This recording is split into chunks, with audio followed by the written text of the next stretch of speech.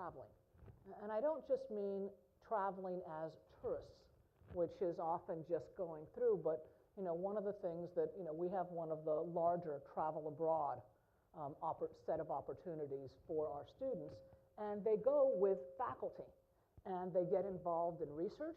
We have, medical residents that do their residencies in Kenya, and they get involved in the community, because I think that that is one of the great ways of humanizing people. I mean, when you've been out there with folks, and sometimes that traveling abroad can involve, spending time on a reservation in Eastern Washington, because that's also a different cultural experience. And, we urge our students to do that, both because of the way they can interact with other people and see that they're people and humans but also because you learn a lot about yourself and what it means to be American by looking at yourself through the eyes of other people. And I think that, one of the things that has made global leadership and globalization so much more possible is the fact that it's so much easier to travel.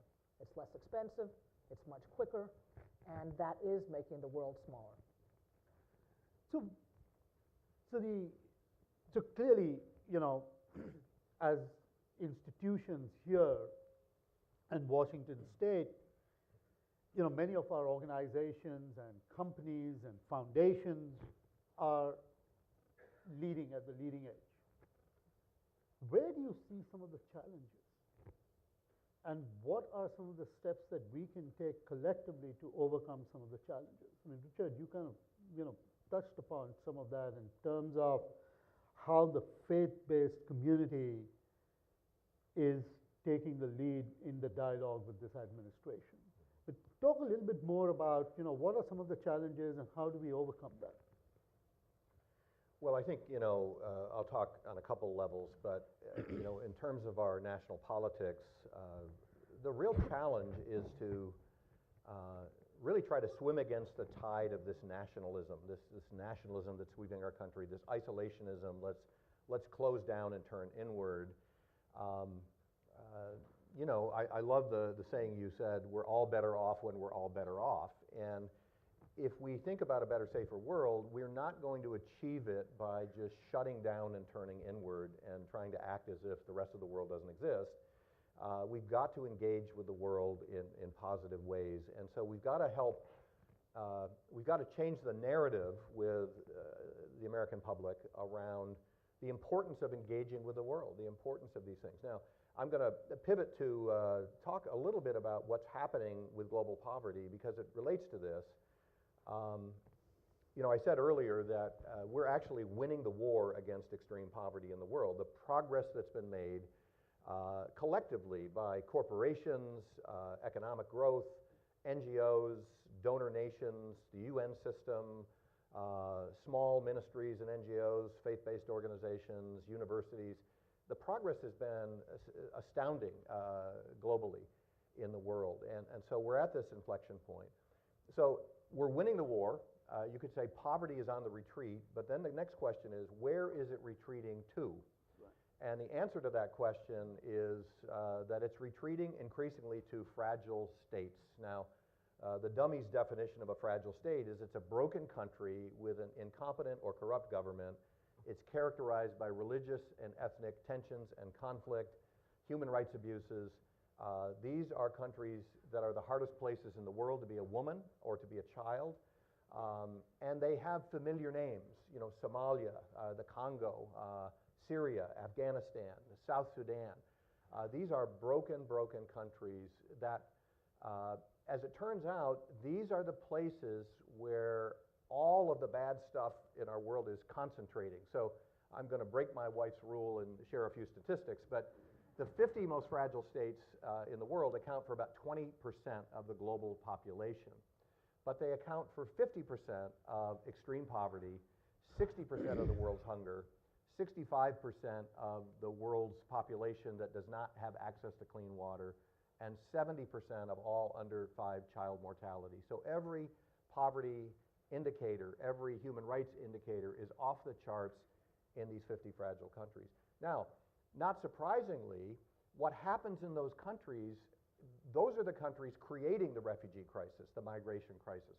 Those are the countries where pandemic diseases like Ebola are originating and spilling out into the rest of the world. Those are the countries where there are civil wars and military conflicts that draw in the nations of Europe and the United States and Russia. So until those countries are on a road to progress, they will continue to bedevil the rest of the world. They're also the places where terrorism is born and birthed. And so if we can create economic opportunity and prosperity and development in these fragile countries and give especially the young men of these countries something to live for instead of a cause to die for, we can have a better, safer world, but it's going to take a lot of resolve and a lot of focus on countries that right now seem economically unimportant to U.S. national interests, right? South Sudan is economically unimportant to America, but these countries are critically important in terms of global peace and security and global development. So the hard work is how do we go to these countries? World Vision is reorienting our entire footprint in the world to focus more on these fragile countries. We are currently in 22 of the 25 most fragile countries and 35 of the 50 most fragile countries. But hardest places to work, 3 steps forward, 2 steps backward, because you're always in the middle of a conflict or a civil war or an outbreak of a disease or a coup that overtakes the government. But these are the places where the battle is ultimately going to be fought and won if we want a world that is a better, safer place for all of us. Richard, thank you very much. And one of the reasons I was looking at my phone is that yesterday, actually last night, I was just sent this report by a colleague from the Gates Foundation from results.org, which is the 2017 Global State of Ultra Poverty Report, which talks about what Richard has just been talking about. And we will post this up on our website so that you guys can have access to what it is. And it's actually a very fascinating report in terms of, yes, there is some amount of winning because of globalization and poverty reduction, but then where is it actually going and how is it manifesting itself in some of the deepest, valleys in different parts of the world, and what do we need to do about it? So thank you very much, Richard, for sharing that. Yeah, I think that one of the challenges, and I see it in terms of how people sometimes view the decisions that we make at our university, is that sense of we tend to think of the world in terms of ors instead of ands, and that us and them, so that if you do something for them, it means you're taking away from us. And in fact, so that, for example, if we're fighting Ebola in East Africa, it means we're taking some resources away from this country rather than saying, hey, wouldn't you rather fight Ebola in East Africa than in Eastern Washington?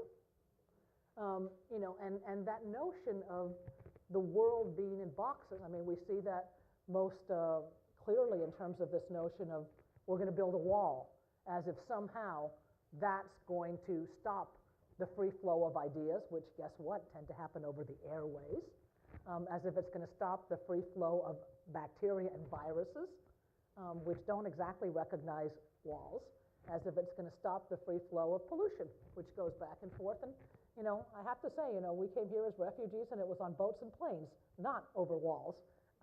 Not that walls even stop people who are, there's this notion that somehow we're not, that by doing something for them, we're taking away from us, rather than, in fact, when we have a world with less poverty, when we have a world with more prosperity, it helps us all.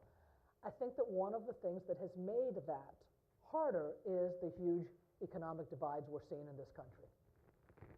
When you have, and we've seen that income split get bigger and bigger, that it does become harder to see that you're not taking away from us. And so I think that some of those changes that we've seen in this country with the economic divide is part and partial of beginning to see the rest of the world as somehow taking away from us. I get asked all the time. For example, we started the Global Innovation Exchange, a partnership with China. And there's this sense of, why are you helping our competitor? And I tell people, because it's true, I can't imagine a world for our grandchildren that doesn't involve the US and China getting along. Not a world that I would want.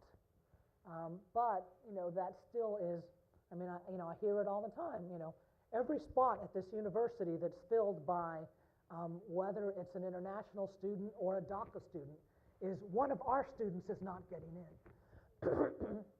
In fact, we have more in-state students at our university now than ever before, and part of it is because of the international students that add to our economic base. It's not a zero-sum game, but I think that that's often the way we see it, and that is getting people out of that mindset is a huge challenge. So just a follow-up question in terms of, and this might be something that all of you might also be able to touch on, is what should we do? Because clearly what you're saying is that there is, if we want to continue to look outside and be open and be global and show that leadership, we also need to make sure that we are doing enough here so that we are not creating that continuously deepening the divide. So how should we think about that? Well, I'd like to build on Amari's comment of, if you want to work abroad, go to Prosser or Eastern Washington. I will tell you that it is hard for us to think globally and act globally